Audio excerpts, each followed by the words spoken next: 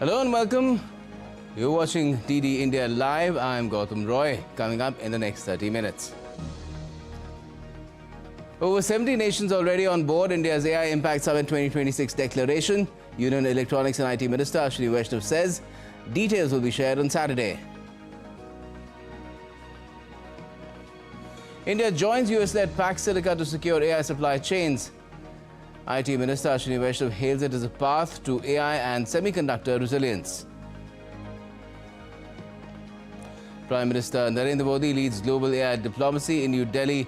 Summit holds talks with leaders from Liechtenstein, Slovakia and Sri Lanka. And US President Trump warns Iran to strike a nuclear deal in 10 days or face bad things.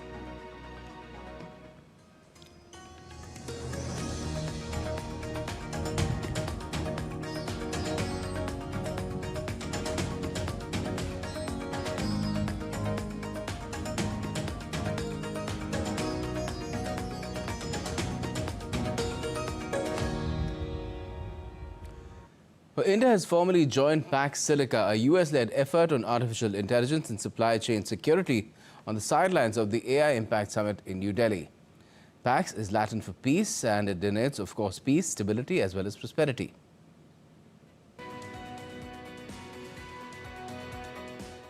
On the fifth day of India AI Impact Summit, India formally joined PAX Silica, the US-led alliance on artificial intelligence and supply chain security. The declaration was signed by Secretary S. Krishnan, US Under-Secretary Jacob Hellberg and US Ambassador to India Sergio Gore.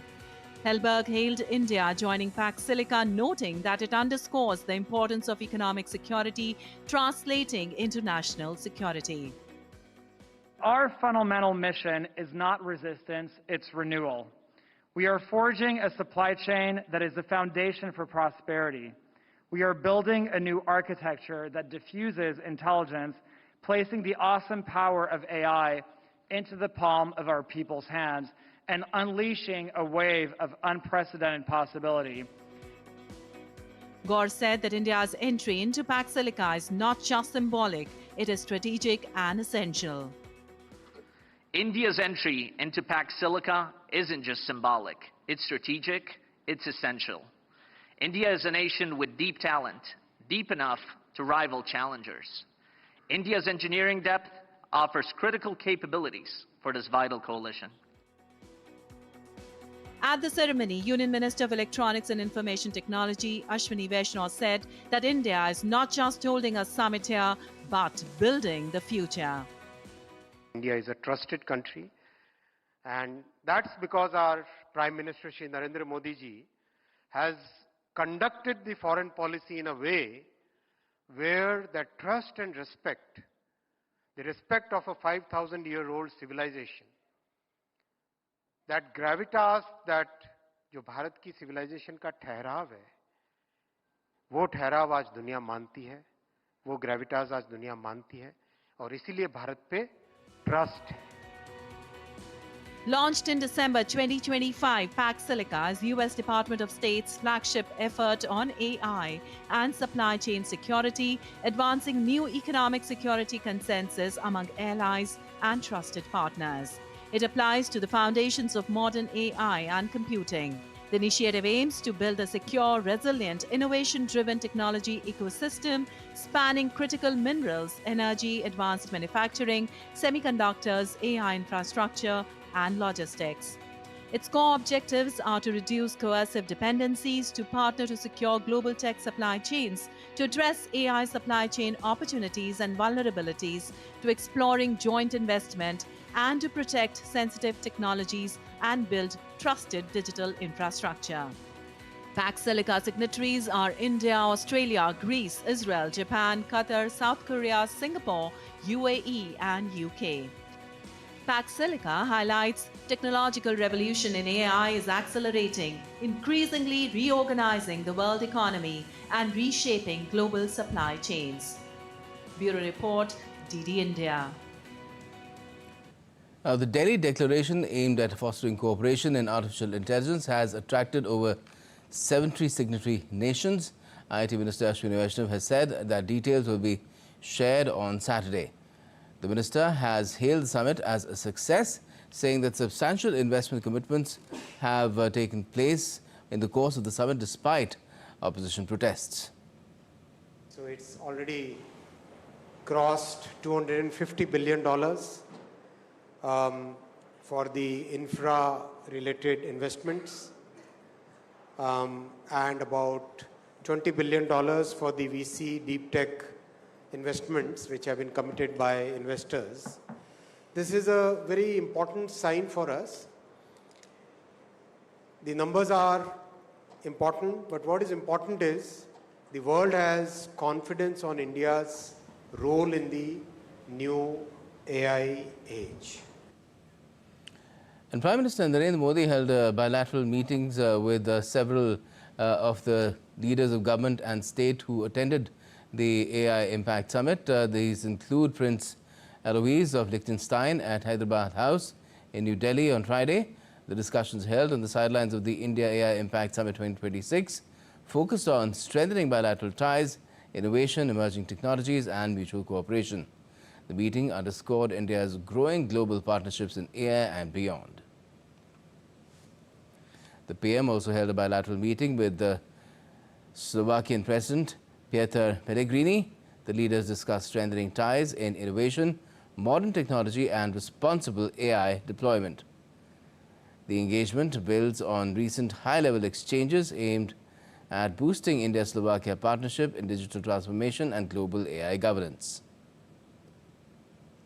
Further, Prime Minister Modi also held bilateral talks with Sri Lankan President Anura Kumar Dissanayake. The leaders focused on deepening India-Sri Lanka ties in technology, trade, regional security and responsible AI collaboration. Another bilateral meeting that the PM had was with the United Nations Secretary General Antonio Guterres. On the sidelines of the summit, both the leaders discussed the efforts of the United Nations towards building AI, which is beneficial and accessible for all. Prime Minister Modi highlighted India's efforts in creating a human-centric AI development, keeping in mind priorities of the Global South. And in yet another bilateral meeting, the PM exchanged words with Mauritius counterpart Dr. Naveen Chandra Ram Ghulam. The leaders reiterated their commitment to work closely to further strengthen India-Mauritius enhanced strategic partnership, particularly in harnessing emerging technologies for the progress and prosperity of both the nation's peoples. The PM reiterated India's steadfast commitment to Mauritius's development priorities under Vision Mahasagar and the Neighbourhood First policy. And this was a bilateral meeting that the PM had with President and CEO of Qualcomm, Cristiano Amon, on the sidelines of the ongoing AI Summit. Well, not a bilateral really, but government to corporate. Qualcomm is among the many tech giants which are participating in the India AI Impact Summit. And the PM also had a meeting with the OpenAI CEO Sam Altman in New Delhi. Also earlier in the day, Prime Minister Modi interacted with CEOs of AI and deep tech startups. The startups participating in the roundtable are tackling population scale challenges across key sectors. In healthcare, they use AI for advanced diagnostics, gene therapy and efficient patient record management to extend quality care to the last mile. The AI startups praised India's sustained push to strengthen its artificial intelligence ecosystem. They highlighted the sector's rapid expansion and immense untapped potential, noting that the global momentum of AI innovation and deployment is increasingly shifting towards India. Also on the sidelines of the India AI Impact Summit, Norway's Minister for Digitization shared insights from her participation and emphasized shared democratic approach between Norway and India in harnessing AI for global benefits, praising India's digital scaling. We have with us Norway's Minister for Digitalization, Karajan Tung. Thank you for speaking to the public broadcaster DD India. What is your takeaway from the India AI Impact Summit? First of all, I want to congratulate India on hosting the AI Impact Summit. It's been a great experience. And as for Norway, we are highly appreciating the prioritization from India as well, lifting up the democratic perspective of artificial intelligence, the welfare for all, happiness for all.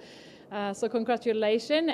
I've been impressed really both by the summit but also by visiting India and to see how you're working on digital inclusiveness and scaling as well.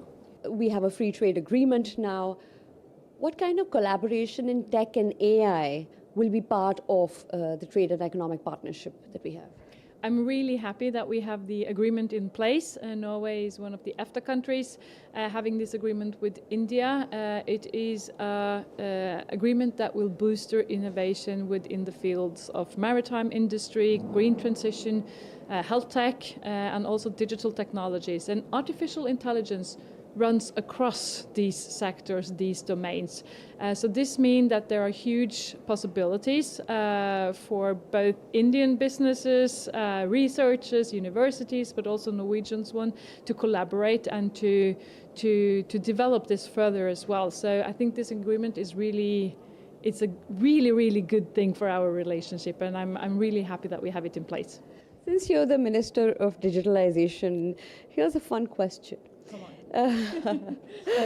What is that one human skill that AI cannot replace? Tidying up my bed. I think I heard that is a really hard thing to do, but a little bit more serious answer, of course. I think it's never been more important to have human knowledge, because being able to utilize the potential in artificial intelligence, you really need the human knowledge, because you have to know whether it's good or bad, you have to know the full potential, you have to know how to organize your work. So I have actually never believed more in human capacity than now. Thank you, Minister, for speaking to DD India and taking out time for us. Appreciate it. AI also has a lot for future generations. It's not only giving boost to the economy of the world, but it's also opening new doors for the youth of the country, empowering the Yuva Shakti. DD India's Deepika has interacted with Akash Rajput, CTO and co-founder of Endorse, who said that AI is a boon for young entrepreneurs like him and has thanked the government for allowing them to show their intelligence to the world through the brilliant expo. Take a look. We are now joined by Mr. Akash Rajput, who is the Chief Technology Officer of Endorse, and their pavilion is here at the ongoing summit by the name of ServiceNow. Thank you so much, Mr. Rajput, for joining us here on DD India. Tell us about your collaboration with ServiceNow and what are you looking forward to at the ongoing summit? First of all, I would love to thank Government of India, because having these kind of summit organized in India, it's a very first kind of summit in, I'll say, history of India, right? From the AI point of view, because every time when we see all these kind of summits usually happen in US or some other European countries. But this is the very first time at this scale we are having this kind of event in India. And that's very interesting, because there are few other companies who are coming up with India-based, I'll say, AI operating systems, okay? And we as an Endorse, we started in India. Now we are a global company, but we started as we were the two people who started this organization in a basement. And we started with what I call, is ServiceNow technology, which I will say it as operating system, AI operating system for business. Akash, you're representing the youth of the country right now. And Yes. when we talk about the AI and especially the progress India is making in this particular field, what do you think, how far we've come? Now, if you see, many new companies are opening in India. It's not just Silicon Valley that all the new startups and everything is incorporating there. India itself has many other startups. And I'll say it's started since last 6 to 7 years, right? We are getting all the powers. You take an example of UPI. When I used to go to US or any other company, I have to always carry the cards. But now the innovation is that I do not need to. And that's way the AI is also happening here. You take an example of 7AI, right? That was amazing that real time we were doing the translation.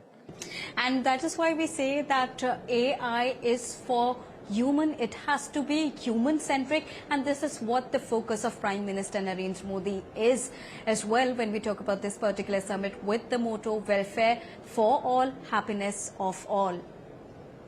And with this, it's a wrap here at this special segment. Thank you so much for joining us here on DD India. Namaskar. And still to come in this edition of DD India Live.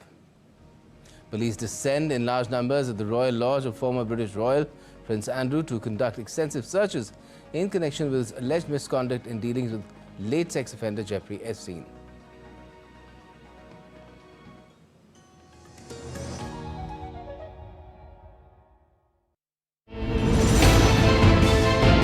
Geopolitics and trade deals. Economic challenges amid development. Hard work and the path to prosperity. It's the economy, always. Between walkers, money is what money does and says. Supply creates its own demand. Between the bulls pulls and bears tears. When supply chains globalization and India rises to the podium. We'll get you centered with the economic brief at 8 p.m. every Thursday on DD India.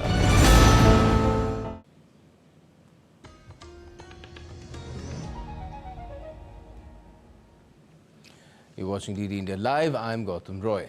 Now, India is entering a new phase of digital public infrastructure where voice becomes the most natural interface of interaction. Bhashini, India's national language infrastructure model, along with Voicera, is open execution stack, enabled secure, scalable multilingual systems while preserving India's linguistic heritage.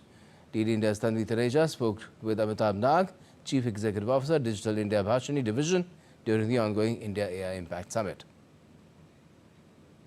Bhashini is an Indian language learning model, diversifying its length and diversifying into the length and breadth of the country by incorporating different languages of our country. I have with me Amitabh Nag, CEO of Bhashini. Let's speak to him and find out what Bhashini is all about. Tell us more about Bhashini and the response it has created among public here at the Expo. Yeah, so we, as you know, it is Bhasha Interface for India. That is what Bhashini is all about. And we have actually, over a period of time in last few years, have done quite well in terms of deploying it across use cases. So we today have 8 of the major use cases which are there, which are actually deployed to help farmers, to help other cooperatives and other people, which are basically the large scale use cases for us, where we are doing voice journey. Voice journey would mean that you are interacting with digital systems in your own language on voice, and you are able to get the response from the digital systems in voice. So if my language is Marathi, I will get the response in Marathi, and whatever I have asked to the machine, it will be responding in that. This is besides the text translation. Text translations are applicable on website translation, document translation, video translation. Those are also the applications which we are carrying out. And then there are multiple applications which are related to panchayats, rural development, and other areas where voice inflection is very important, and that too in local language. We have deployed Shrutlekh, which is basically real-time transcription and translation system across many of the sessions which are happening. So AI is not remaining for English people.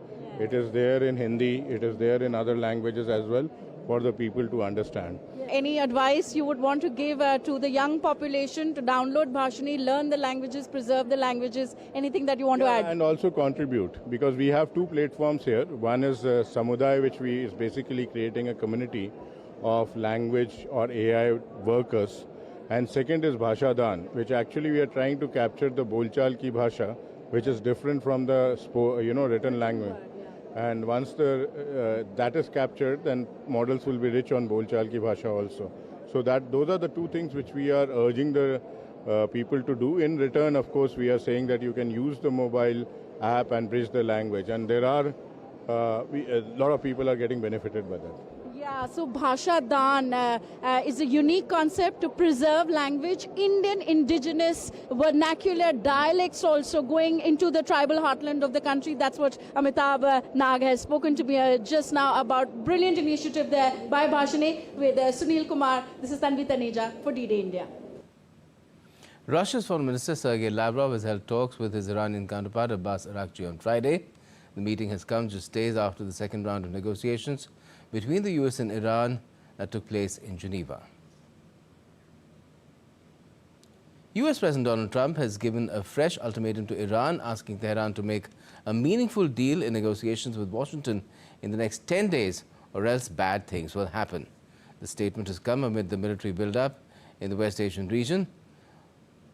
The warnings have been issued days after the US and Iran held a second round of Omani-mediated talks, this time in Geneva, with the US seeking to prevent Iran from getting a nuclear bomb, something it says it is not pursuing, and Iran seeking relief from US sanctions.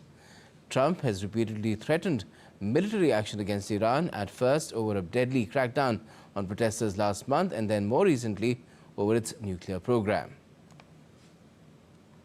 We're going to make a deal, or we're going to get a deal one way or the other. We're either going to get a deal, or it's going to be unfortunate for them.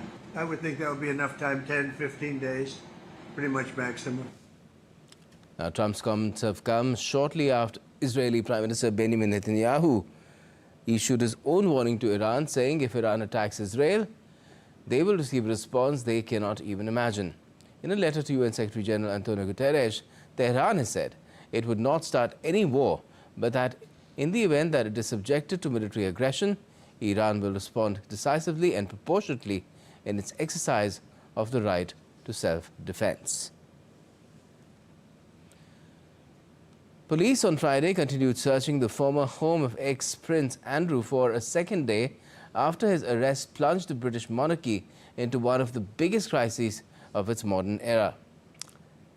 Andrew Mountbatten Windsor was released under investigation late Thursday after hours of questioning as police probe misconduct claims or his links with Jeffrey Epstein. During around 11 hours in custody, officers also raided his current residence on the private Sandringham estate owned by his brother King Charles III. Authorities also carried out a raid at his previous home in Windsor, west of London. Meanwhile, Britain's King Charles issued a statement on Thursday expressing his deepest concern over the arrest of his younger brother, former Prince Andrew, adding that the law must take its own course. Now, the estate of convicted US sex offender Jeffrey Epstein, late Jeffrey Epstein, has agreed to pay up to $35 million to settle the outstanding legal claims of potentially dozens of victims or survivors.